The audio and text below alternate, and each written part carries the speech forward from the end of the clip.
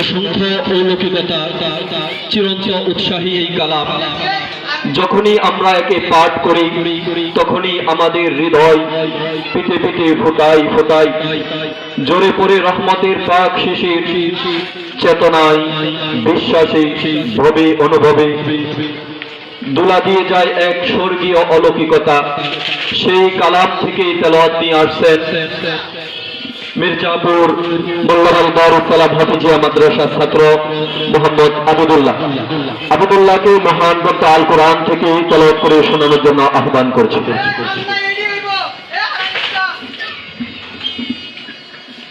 আসসালামু আলাইকুম ওয়া রাহমাতুল্লাহি ওয়া বারাকাতুহু। أعوذ بالله من الشيطان الرجيم.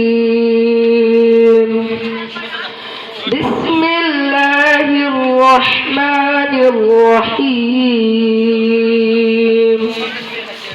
ولله ملك السماوات والأرض والله على كل شيء قدير. إن في خلق السماوات والأرض واختلاف الليل